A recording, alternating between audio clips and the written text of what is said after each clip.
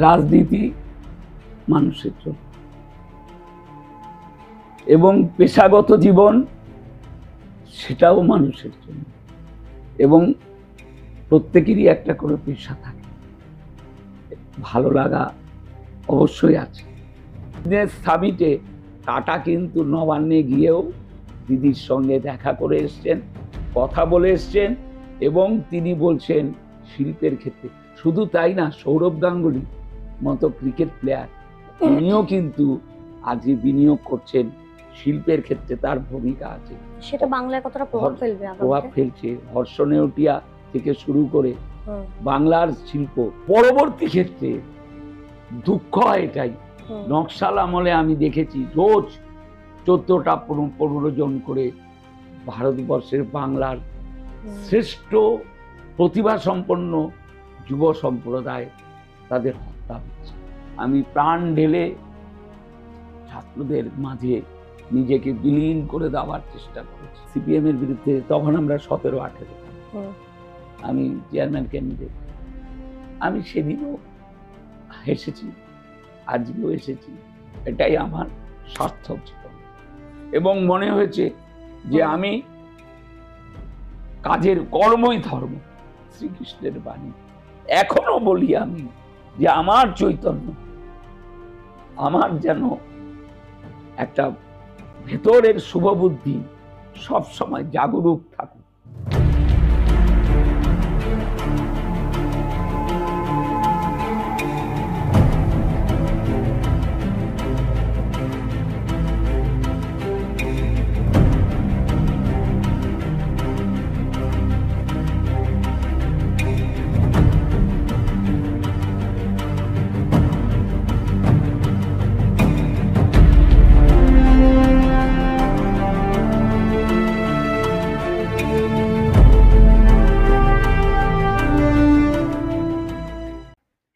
আজকে এক অন্যরকম আলোচনা করব আমরা সঠিক বার্তার পক্ষ থেকে। নমস্কার, আমি এই মুহূর্তে সিনচেনে চলে এসেছি অন্য একটা এপিসোড নিয়ে। সেটা কি, আজকে আমরা সমীরণ দাসকে চিনব। কে সেই সমীরণ দাস? শিক্ষকতার জগৎ থেকে রাজনৈতিক আঙ্গিনায় এই গোটা তার যাত্রা, তার লড়াই সংগ্রাম, এই সবটা নিয়ে আজকে অকপটে আলোচনা হবে আমাদের এই এপিসোডে। শুধু তাই নয়, তাকে অনেকেই আত্মবিশ্বাসী বলেও চেনেন, আবার তাকে কেউ আবেগপ্রবণ মানুষও বলেন, আবার তাকে অনেক সময় নির্দেশক বলেও আখ্যা দিয়ে থাকেন। এই শিক্ষক আজকে এই শিক্ষকতার জগৎ থেকে রাজনৈতিক আঙ্গিনায় আসা এই গোটা জীবনটা, আজও কি তিনি সংগ্রামী একজন শিক্ষক, নাকি কেবলমাত্র রাজনৈতিক মুখ? এই প্রশ্ন নিয়ে আজকে শুরু করব আমাদের এই আলোচনা। নমস্কার সমীরণ দা। প্রথমেই যে বিষয়টা ইন্ট্রোতে আমরা বললাম যে সংগ্রামী শিক্ষক নাকি রাজনৈতিক মুখ, কারণ যেহেতু একজন জনপ্রতিনিধি তো রাজনৈতিক মুখ তো বটে, তাহলে কি সংগ্রামী শিক্ষকের দিকটা কি এখন সাইডে রেখে কেবলমাত্র রাজনৈতিক মুখ? নমস্কার। প্রথমেই বলি, রাজনীতি মানুষের জন্য এবং পেশাগত জীবন সেটাও মানুষের জন্য, এবং প্রত্যেকেরই একটা করে পেশা থাকে।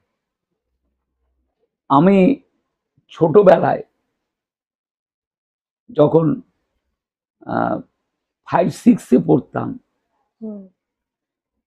তখন আমি ভারতবর্ষের বুকে মিশ্র অর্থনীতি, জোট নিরপেক্ষ রাজনীতি, মানে আন্তর্জাতিক ক্ষেত্রে ভারতবর্ষ একটা সম্মানজনক জায়গায়, 6-7 থেকেই আমি উৎসাহী যে জোট নিরপেক্ষতা কি, মিশ্র অর্থনীতিটা কি, সমাজতন্ত্র কি, কমিউনিজমটা কি, এবং ভারতবর্ষের গতিপথটা কি, ওই ছোটবেলা থেকেই ভাবতাম। এবং আমি যখন স্যারের কাছে পড়তাম ছাত্র হিসেবে, যখন ইতিহাস বই পড়তাম, ইতিহাস আমার খুব ভালো লাগার একটা জায়গা। যখন স্বাধীনতা সংগ্রামের ইতিহাস পড়তাম, ক্ষুদিরামের কথা পড়তাম, বাঘা যতীন, বীর বিপ্লবী নেতাজি সুভাষচন্দ্র বসু, মহাত্মা গান্ধী, গণ আন্দোলন আমি রোমাঞ্চিত হতাম। আমি ভাবতাম যে স্বাধীনতার আগে কেন জন্মগ্রহণ করিনি, তাহলে আমিও লড়াইটা করতে পারতাম। স্বাধীনতা যুদ্ধের যে লড়াই, সে লড়াইয়ের অনুপ্রেরণা আমাকে রোমাঞ্চিত করত।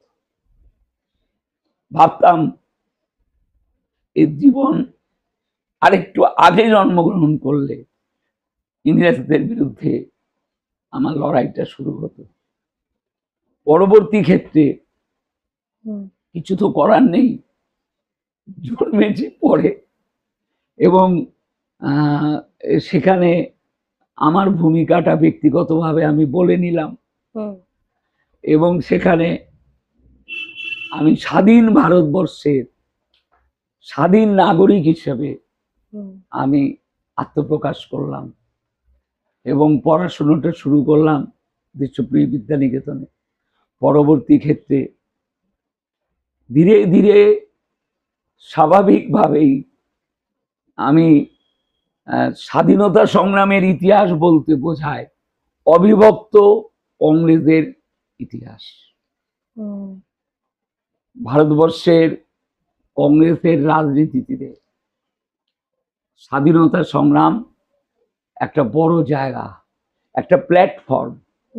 এই কংগ্রেসের প্ল্যাটফর্মে তৎকালীন ভারতবর্ষের সমস্ত প্রথিতযশা এবং সংগ্রামী মানুষেরা অংশগ্রহণ করেছিলেন, কংগ্রেসের প্ল্যাটফর্মকে ব্যবহার করেছিলেন। আমরা ইতিহাস ঘাটলে দেখব তৎকালীন কংগ্রেসের যে সংগ্রামের ইতিহাস, কংগ্রেস উৎপত্তি হলো, সেখানে আমরা দেখেছিলাম আবেদন নিবেদনের মধ্যে দিয়ে ইংরেজদের কাছে কিছু বক্তব্য পেশ কংগ্রেস অধিবেশনে। মহাত্মা গান্ধী যখন কংগ্রেস এলেন, প্রথম দিকে তিনি এই রিপন কলেজ, সুরেন্দ্রনাথ কলেজে, এখানে কংগ্রেসের অধিবেশন হয়েছিল। মতিলাল নেহরু ছিলেন, জওহরলাল নেহরু তখন একটু কম বয়সী।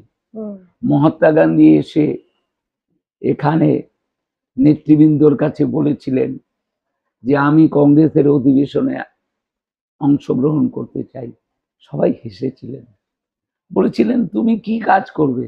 বলে আপনারা যদি আমাকে বাথরুম পরিষ্কার করতে দেন আমি সেটাই ধন্য মনে করব।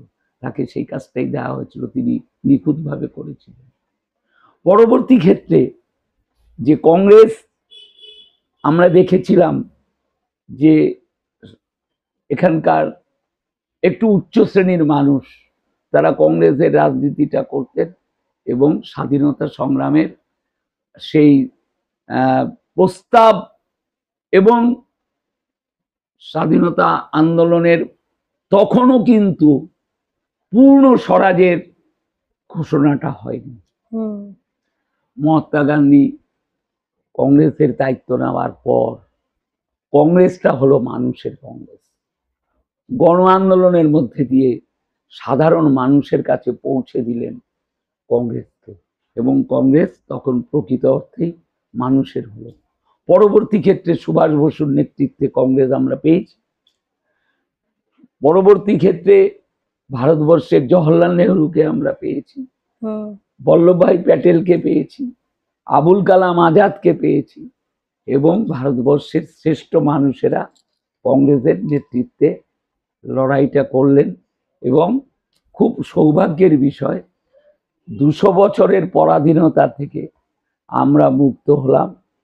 স্বাভাবিকভাবেই কংগ্রেসের প্রতি আমার একটা দুর্বলতা, এই যে রাজনৈতিক সংগ্রাম, সেটা কংগ্রেসের মধ্যে থেকেই আমার রাজনীতির হাতে করি রাজনৈতিক জীবনটা শুরু হলো।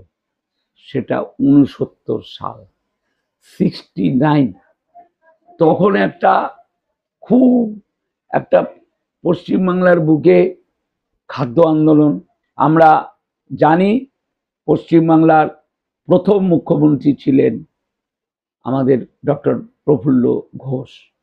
পরবর্তী ক্ষেত্রে তিনি পদত্যাগ করলেন, ডক্টর বিধানচন্দ্র রায় মুখ্যমন্ত্রী হলেন, বাংলার রূপকার। বিধান রায় বুঝেছিলেন যে এখানে বেসিক শিল্প গড়ে তুলতে হবে, না হলে পশ্চিমবাংলার যে জমির পরিমাণ সেটা তো বাড়ছে না। একদিকে খাদ্যাভাব, একদিকে মানুষের আশ্রয় নেই, কোথায় থাকবে ঠিক নেই, মানুষ বেঁচে থাকার জন্য সংগ্রাম লড়াই করছে। আরেক দিকে মানুষ ভাবছে সাম্যবাদী চিন্তাধারা গ্রহণ করলে মানুষের দুঃখ বুঝবে। স্বাভাবিকভাবেই কলোনি অঞ্চলগুলোকে ওরা বেছে নিলেন এবং সেখানে কমিউনিস্ট পার্টির শক্তি বৃদ্ধি হলো। কমিউনিস্ট পার্টি এখানে তার শক্তি বৃদ্ধির মধ্যে দিয়ে ওদের আন্দোলন শুরু হলো। একটা দুর্ভাগ্য বা সৌভাগ্য যাই বলবো, তখন সুবোধ মুখোপাধ্যায় শ্রমমন্ত্রী ছিলেন। তিনি ঘোষণা করলেন ঘেরাও আন্দোলন, শ্রমিকের আন্দোলন, এবং দেখলাম আমরা ঘেরাও শ্রমিক আন্দোলনের ফলে কলকারখানাগুলো সব আস্তে আস্তে বন্ধ হতে শুরু করলো। অর্থাৎ যেখানে শিল্পে পশ্চিমবাংলা একটা অন্যতম ভালো জায়গায় ছিল, সেখানে আমরা পিছিয়ে যেতে শুরু করলাম। কিন্তু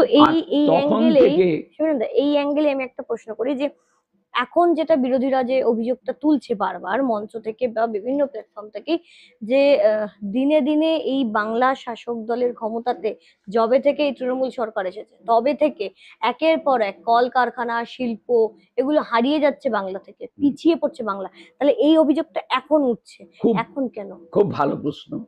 এই যে দেখুন, আমরা কামারহাটির অধিবাসী, এখানে ছোট বড় মিলিয়ে 58টা ফ্যাক্টরি ছিল। ঠিক যুক্তফ্রন্টের সময় এখানে মৈনি মিল ফার্স্ট বন্ধ হলো। আমার নিজের দেখা 2700 শ্রমিক এখানে কাজ করতেন। টেসম্যাকোতে 10,000 শ্রমিক কাজ করতেন। যখন 4টে ছুটি হতো, আমাদের বাড়ির পাশের রাস্তাটা এখানে সাইকেল আর শ্রমিকের ঢল নামতো। এখানে জুট মিলগুলো সারা কামারহাটিতে, গঙ্গার তীরে, সারা ব্যারাকপুর শিল্পাঞ্চলে এখানে খুব ভালোভাবে চলতো। ইন্ডিয়ান মেলেবেল কাস্টিং, এখানে কৃষ্ণা রাবার, এখানে কাঠ শিল্প, এখানে বিভিন্ন শিল্প, উলেন, কি শিল্প আমাদের এখানে না ছিল কামারহাটিতে। ধীরে ধীরে ধীরে ধীরে যুক্তফ্রন্টের আমলে, বামফ্রন্টের আমলে ধীরে ধীরে সমস্তটা বন্ধ হয়ে গেল। হ্যাঁ, পরবর্তী ক্ষেত্রে বুদ্ধবাবু ক্ষমতায় এলেন, জ্যোতিবাবুর পরে তিনি শিল্পায়নের কথা বললেন। কিন্তু আমরা তখন একটা রাজনৈতিক সংকটের সম্মুখীন, যেটা আমি আসছি, সেটা হচ্ছে তখন রাজনীতিটাই করা যাচ্ছে না। সিপিএম বিরোধী রাজনীতি করলে তাকে মার খেতে হবে, সিপিএম বিরোধী কথা বললে তাকে সমূলে উৎপাটন করতে হবে। এবং একটা সময় আমরা দেখেছিলাম রিগিং আর ছাপ্পা ভোটের মধ্যে দিয়ে দিনের পর দিন সিপিএম ক্ষমতায় টিকে থাকছে। ঠিক তখনই রাজনৈতিকভাবে আমি অত্যন্ত সক্রিয়। দীর্ঘদিন আমি ছাত্র পরিষদ, তখন অবিভক্ত ছাত্র পরিষদ, আমি সভাপতি ছিলাম 8 বছর। পরবর্তী ক্ষেত্রে মমতা বন্দ্যোপাধ্যায়ের নেতৃত্বে যে যুব আন্দোলন, সেই যুব আন্দোলনে আমরা সামিল হলাম। এবং আমার সাংবাদিক বন্ধু প্রশ্ন করলেন, স্বাভাবিকভাবেই 2011-তে লড়াইয়ের মধ্যে দিয়ে, সংগ্রামের মধ্যে দিয়ে যখন মমতা বন্দ্যোপাধ্যায় ক্ষমতায় এলেন, তখন মানুষ অনেক আশা করেছেন যে এখানে আবার পশ্চিমবাংলার সোনার বাংলা তৈরি হবে। তার জন্য এবার দেখবেন যে ল্যান্ড লেবার ক্যাপিটাল অর্গানাইজেশন, এটা হচ্ছে শিল্পের ক্ষেত্রে বেসিক পয়েন্ট, মানে ল্যান্ড লেবার ক্যাপিটাল অর্গানাইজেশন। অর্থাৎ এই জিনিসগুলো থাকলে দেখা যাবে যে শিল্প পরিকাঠামো পারফেক্ট এবং বিনিয়োগ পারফেক্ট, সমস্ত ক্ষেত্রে উপযোগী যে সম্ভাবনা সেটা নিয়ে বাস্তবে শিল্প গড়ে উঠবে। আজকে সৌভাগ্য, খাদ্যে আমরা স্বয়ংসম্পূর্ণ ভারতবর্ষ। আজকে আমাদের সৌভাগ্য, আমাদের যে সীমান্ত রক্ষা, এবং ভারতবর্ষ একসময় আমরা দুঃখের সঙ্গে বলতে হবে স্বয়ংসম্পূর্ণ ছিল না, সমরাস্ত্র তৈরি, এবং ভারতবর্ষ এখন পৃথিবীকে বলতে পারে ভারতবর্ষ মহান দেশ, শ্রেষ্ঠ। আজকে পৃথিবীর যে কোনো দেশের সঙ্গে লড়াই করে টিকে থাকবো, আমরা লড়াই করে জিতবো। এবার যিনি প্রশ্ন করলেন আমার সাংবাদিক বন্ধু, যে মমতা বন্দ্যোপাধ্যায় আসার পরে তিনি অনেকগুলো পরিকল্পনা করেছিলেন ঝাড়গ্রাম অঞ্চলে, পুরুলিয়া অঞ্চলে, দেউচা কয়লা খনি জেলাগুলোতে তিনি এবং তিনি তারপরে বিজনেস সামিট, তিনি বাইরেও যাচ্ছেন, বিভিন্ন স্কিম চালু করা, শিল্পের ক্ষেত্রে তিনি নতুন নতুন ভাবনার মধ্যে দিয়ে পশ্চিমবাংলার রূপটাকে পাল্টে দিতে চাইছেন। এবং শুধু তাই না, তিনি বলছেন যেমন করোনা হয়ে গেল, আমাদের অনেকে আমরা ভুলে যাচ্ছি করোনার সময় আমাদের মানুষের কি দুরবস্থা। একদিন বামফ্রন্টের সময় তো মাঝে মাঝেই বাংলা বন্ধ, আর তখন লকডাউনে মানে আমরা দেখতাম রেল বন্ধ, বাস বন্ধ, দোকান বন্ধ, ট্রেন বন্ধ, ব্যবসা বন্ধ। মানুষ খাবে কোথায়, মানুষ যাবে কোথায়, কোথায় মানুষ জীবন ধারণ করবে? করোনা মানুষের জীবনে দুঃসহ। আমরা কিন্তু সেটাও মানুষ চলমান প্রক্রিয়ায়, মানুষের বিবর্তনের ইতিহাসে করোনাও কিন্তু কেটে গেল।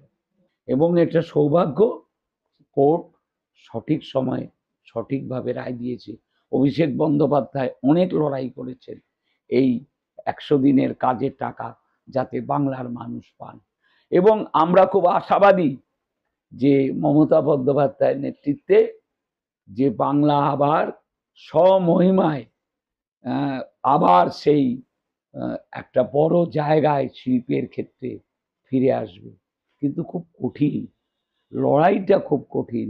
এতগুলো বছর তো হয়ে গেল তৃণমূল সরকারে, তারপরে এতগুলো বছরের মধ্যে তো কোনো কলকারখানার তালা খোলা সম্ভব হলো না। তালা খোলা মানে কি, যেমন ধরুন আমি একটা কথা বলি, যে বেসিক শিল্প যেগুলো, সেই বেসিক শিল্প, আমি ট্রেড ইউনিয়নও করি, মানে একটা ফ্যাক্টরিতে আছি, বিভিন্ন জায়গায় আছি। এখন একটা মজা, একটা উদাহরণ হিসাবে আমি বলছি, আগে পরিবহনের ক্ষেত্রে শুধু আমাদের বাস নির্ভর ছিল। পরিবহনের ক্ষেত্রে আমরা রিক্সা চড়তাম, খুব ধিমে তালে আস্তে আস্তে করে প্যাডেল, কলকাতার বুকে ঠেলা রিক্সা। এখন কিন্তু পরিবহনের ক্ষেত্রে অনেক অপশন। আমাদের শিল্প, এটাও কিন্তু একটা শিল্প, এটাও তো পরিবর্তন, এটাও একটা পরিবর্তন। দেখবেন পরিবহনের ক্ষেত্রে একটা যুগান্তকারী, পরিবহনের ক্ষেত্রে মানুষের ক্ষেত্রে রুজি রোজগারের ক্ষেত্রে একটা এসছে। আচ্ছা, এই যে আন্দোলনের কথা তো হচ্ছে, যে পরিবর্তনের কথা হচ্ছে, তাহলে আমি একটা প্রশ্ন করি, যে সিঙ্গুরের আন্দোলন, যেটা ইতিহাসকে আজও কাঁটা দিয়ে ওঠে, নাড়া দিয়ে উঠেছিল, সেই সিঙ্গুরের আন্দোলনের অ্যাকচুয়ালি ইতিহাসটা কি নিয়ে ঠিক পটভূমিটা ছিল? খুব ভালো প্রশ্ন। দিদি একটা কথা বলেছিলেন, আমরাও আন্দোলনে সামিল ছিলাম, আমি প্রায় রোজ যেতাম, এবং আমার মনে আছে যে দিদি 26 দিন অনশন করেছিলেন।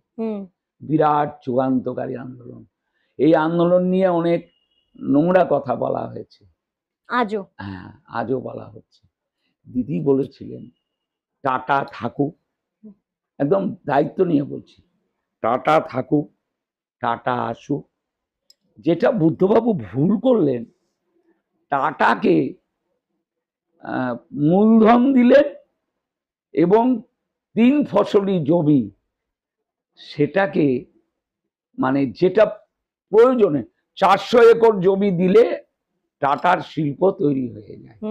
উনি সেখানে 1100-1200 একর জমি দিলেন। এই জায়গাটা বক্তব্য যে তুমি টাটার শিল্পের প্রয়োজন। এই যে বলা হয় ছোট গাড়ি, 1 লাখ টাকার গাড়ি, কোথায় সেই গাড়ি? ওরা গুজরাটে নিয়ে গেল, গুজরাটে নিয়ে গিয়ে কিন্তু সেই গাড়ি আর চললো না। ছোট ছোট গাড়ি, এখন সেই গাড়ি চললে লোকে হাসে, পুরনো গাড়ি যাদের কাছে আছে। সুতরাং টাটা আবার ফিরে আসছে, কিন্তু সেইটা বাংলার জন্য কতটা প্রভাব ফেলবে? বিজনেস সামিটে টাটা কিন্তু নবান্নে গিয়েও দিদির সঙ্গে দেখা করে এসছেন, কথা বলে এসছেন, এবং তিনি বলছেন শিল্পের ক্ষেত্রে। শুধু তাই না, সৌরভ গাঙ্গুলি মতো ক্রিকেট প্লেয়ার তিনিও কিন্তু আজকে বিনিয়োগ করছেন শিল্পের ক্ষেত্রে, তার ভূমিকা আছে।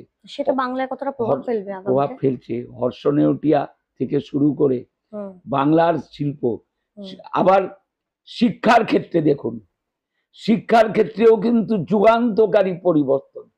আজকে শিক্ষাও কিন্তু পশ্চিমবাংলার বুকে এমনভাবে বিস্তীর্ণভাবে বিশ্ববিদ্যালয়, আগে কটা বিশ্ববিদ্যালয় ছিল? 13টা। আজকে বিশ্ববিদ্যালয় প্রচুর, এবং বিভিন্ন ক্ষেত্রে যে শিক্ষার ক্ষেত্রে শিক্ষা আনে চেতনা, চেতনা আনে বিপ্লব, এটা আমরা জানি। মহাপ্রভু চৈতন্যদেব তিনি গণ আন্দোলনের মধ্যে দিয়ে তিনি বাংলার, ভারতবর্ষের ধর্মের ক্ষেত্রে তিনি যুগান্তকারী একটা মানুষের কাছে একটা আলাদা বৈষ্ণব ধর্মের মাধ্যমে তিনি একটা উপহার দিয়েছিলেন। ঠিক তেমনি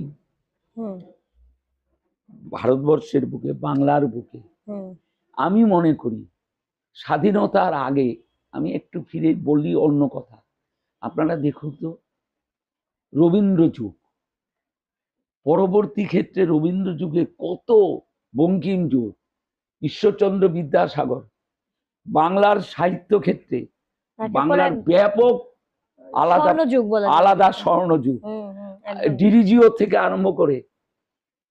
এবং আপনারা দেখবেন রাজা রামমোহন রায়, সতীদাহ প্রথা, অর্থাৎ স্বাধীনতা আন্দোলনের একদিকে যুগান্তকারী আন্দোলন, আরেক দিকে বাংলার রেনেসা।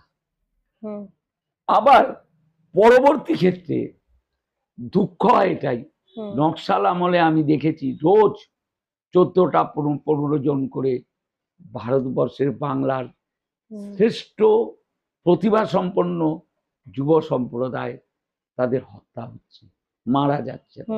এটা আমাদের চূড়ান্ত ক্ষতি। আমরা এখানেও কিন্তু পিছিয়ে গেছি। আমাদের বাংলার ক্ষেত্রে একটা বলতে হয় যে বাংলা কিন্তু আজকে শিল্প ক্ষেত্রে শুধু নয়, আজকে ধান উৎপাদনে, পাট উৎপাদনে, আজকে শিক্ষার অঙ্গনে, আইন শৃঙ্খলার প্রশ্নে, সমস্ত দিক থেকে কিন্তু বাংলা এগিয়ে যাচ্ছে। বাংলা আবার সোনার বাংলা, আবার বাংলা স্বমহিমায় আমাদের গর্বের বাংলা। আমি যদি একটা কথা জিজ্ঞেস করি যে কংগ্রেস সেই সময় থেকে, কংগ্রেস করা সেই সময় নেতৃত্ব দেওয়া থেকে শুরু করে আজকে তৃণমূল কংগ্রেস, এই যে লড়াইটা, এই পথটা কতটা দুর্গম না সুগম ছিল, কিরকম ছিল? শুনুন, আমার মনে আছে দল যখন 98 সালে মমতা বন্দ্যোপাধ্যায় বুঝলেন যে এই অবিভক্ত কংগ্রেস দ্বারা হবে না, দিল্লিতে তুমি থাকো, বাংলায় আমরা থাকি, মানে অ্যাডজাস্টমেন্ট তোমরা করে খাও, আমরাও করে খাই। আরে মরিচঝাপি থেকে শুরু হয়েছিল যে লড়াই মানুষের বেঁচে থাকার। মরিচঝাপিতে কি হয়েছে বাংলার মানুষ এখন ইতিমধ্যে জেনে, ধানতলা, বানতলা, নিমতলা সবটাই দেখেছে মানুষ, বিজন সেতু দেখেছে, লড়াইটা মানুষ দেখেছে, সাইবাড়ির হত্যাকাণ্ডটা মানুষ দেখেছে, লড়াইটা ছিল। আর আমরা মনে আছে, আমরা কিছু মানুষ মমতা বন্দ্যোপাধ্যায়ের নেতৃত্বে লড়াইটা শুরু করেছিলাম, মোপেডে বেঁধে, তখন পয়সাও ছিল না, এখনো নেই, কিন্তু আমরা পতাকা 12-14টা সব জায়গায় নিয়ে ঘুরে ঘুরে হঠাৎ করে পতাকা লাগিয়ে আমরা বক্তৃতা দিতে শুরু করতাম, কথা বলতে শুরু করতাম, মানুষের সঙ্গে কথা বলতাম, মানুষের দুরবস্থা নিয়ে আন্দোলন শুরু করতাম। বাধা পেতে হয়নি সে সময়? প্রচুর বাধা, প্রচুর বাধা, প্রচুর বাধা। এবং আমার মনে আছে প্রত্যেকটা ইলেকশনে আমার বাড়িতে আক্রমণ হতো, আমাদের বাড়িতে, কর্মীদের বাড়িতে। রাস্তা দিয়ে চলতে পারতাম না। কত লড়াই, কত আন্দোলন, কত সংগ্রাম, সবসময় একটা ভয়ে সংগ্রামের মধ্যে দিয়ে জীবনটা কেটে গেল। আর আজকে তো আমার একটু বয়স হয়েছে, এবং শেষ ক্ষেত্রে আমি দেখছি যে হ্যাঁ, যে লড়াইটা সার্থক। আজকে আগামী প্রজন্ম উঠে এসছে অভিষেক বন্দ্যোপাধ্যায়ের নেতৃত্বে, আর অবশ্যই অবিসংবাদিত নেত্রী মমতা বন্দ্যোপাধ্যায়। আমি দেবী জ্ঞানে তাকে পুজো করি। আমি মনে করি বাংলার, ভারতবর্ষের শ্রেষ্ঠ মুখ্যমন্ত্রী মমতা বন্দ্যোপাধ্যায়। এই যে দীর্ঘ এতগুলো বছর একসাথে মানে কাটানো রাজনীতির সাথে, পাশাপাশি শিক্ষকতা, মানে এক প্রকার বলা যায় শিক্ষকতার মধ্যে দিয়ে যেমন প্রচুর ছাত্রের জীবন তৈরি করা হতো, সেরকমই আজকে রাজনীতির মধ্য দিয়েও তো প্রচুর মানে পরবর্তী যে প্রজন্মগুলো ছিল তাদেরও অনেক তৈরি করা, সেটাও হয়েছে। আমি কিন্তু জীবনের প্রাপ্তিটা, মানে আজকের এই এতদিনে দাঁড়িয়ে এখন যে বলা যায় যে রাজনৈতিক জীবনে পিছন ঘুরে তাকিয়ে সব থেকে সেরা প্রাপ্তি কোনটা, সেইটা কোনটা বলা? আমার প্রাপ্তি আমি বলি, আমি 2005-এ একবার পৌরসভায় দাঁড়িয়েছিলাম, মানে উড়িয়ে দিল ওরা, কিন্তু আমি সেবারই জিতি। পরবর্তী ক্ষেত্রে আর দাঁড়ায়নি।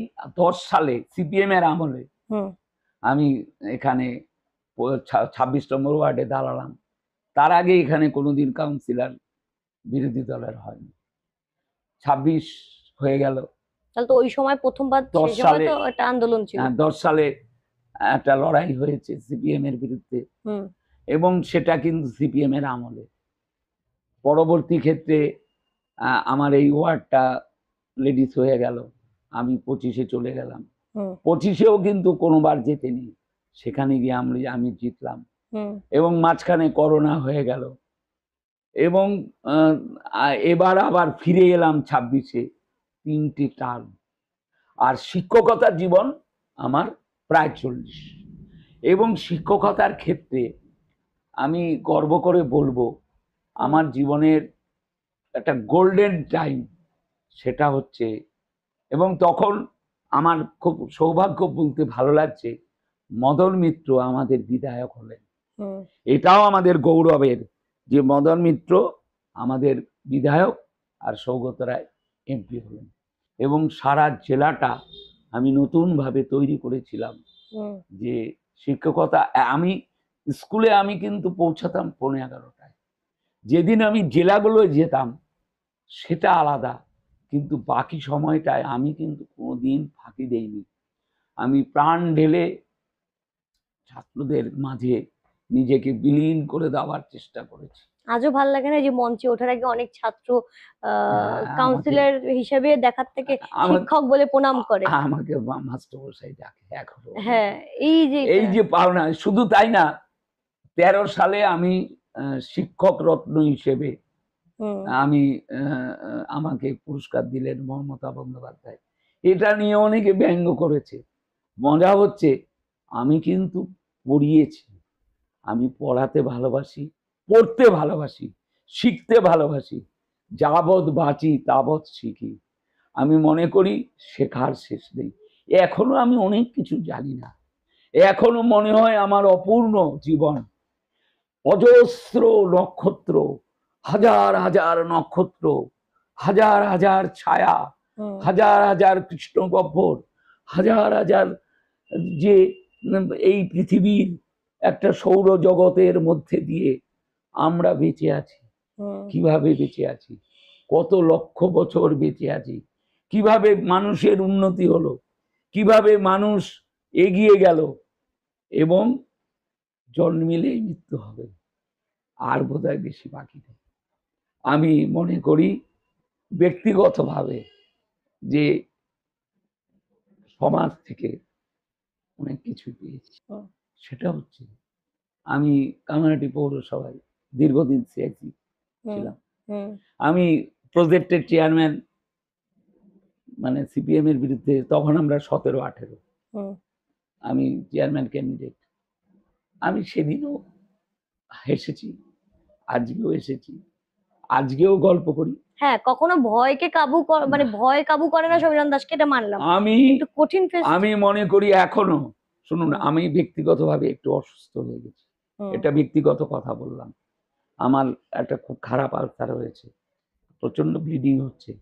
আজকেও সকালে আমি 8টা থেকে আমার ওয়ার্ডে আমি পড়ে থেকেছি, জল জমছে, হয়তো একটা জায়গা একটু অসুবিধা হচ্ছে। আমি মানুষের প্রয়োজনে আছি, মানুষের জন্য আছি, মানে কমিটেড। আমার মৃত্যু মানুষের জন্য, শেষ নিঃশ্বাস মানুষের জন্য। আমার মৃত্যু হয় যেন আমি কাজ করতে করতে আমি যেন চলে যেতে পারি। বাজারে গেলে জিজ্ঞেস করে, দাদা তুমি কেমন আছো? রাস্তা দিয়ে আমি আমার ঘর থেকে যখন বেরোই, সাইকেলটা থামিয়ে বলে, আপনি আগে যান, আপনি আগে যান। এর থেকে বড় প্রাপ্তি কি আছে? এই সম্মানগুলো তো পয়সা দিয়ে কেনা যায় না। সব ক্লাবগুলো বেশিরভাগই আমি অপেক্ষা থাকে কখন আসবে। আমি সভাপতি, এবং আমার পল্লী কমিটি সেটারও আমি সভাপতি, এবং বিভিন্ন জায়গায় আমি গেলে বলে এসছে সমীরণদা। এটাই আমার পাওনা, বড় পাওনা, অপ্রাপ্তি কিছু নেই। মানুষ সব পেয়েছি জীবনে, সব ক্ষেত্রে পূর্ণতা পায় তখনই যখন মানুষের ভালোবাসাটা পায়। পৃথিবীতে সবচেয়ে বড় মন্ত্র হচ্ছে ভালোবাসা। তাই ভালোবাসা একটা বড় জিনিস। ভালোবাসার মধ্যে দিয়ে একটা এই মন্ত্র, সবাইকে ভালোবাসো, হিংসা করো না, আপন করে নাও, এবং সবার শুভ চিন্তা করো। আর আরেকটাই কথা রামকৃষ্ণদেব বলেছেন, চৈতন্য হোক, আমার যেন চৈতন্য হয়। এখনো বলি আমি যে আমার চৈতন্য হোক, আমার যেন একটা ভেতরের শুভ বুদ্ধি সব সময় জাগরুক থাকুক, সবার ভালো, সবাইকে ভালো রাখো। সত্যি একটা জীবনকে পূর্ণতা দেয় হয়তো ভালোবাসা, আর এই ভালোবাসা দিয়েই শিক্ষকতার জীবনে অগণিত ছাত্রকে তৈরি করা, কখনো বকুনি, আবার কখনো খুব আবেগপ্রবণ শিক্ষক, আবার রাজনৈতিক জীবনে কড়া ভাবে সকলের হয়ে আওয়াজ তোলা। এই সবটা নিয়েই সমীরণ দাস আজকের এই বিশেষ আলোচনা, যেখানে আমাদের দর্শকদের কোথাও হয়তো ভাবতে শেখাবে হিংসা নয়, আমরা ভালোবাসতে চাই, আমরা নিজেদেরকে সকলের সাথে এক করে আমরা লড়াই করতে চাই। এটাই বোধহয় জীবনের আরেকটা শব্দ। নমস্কার।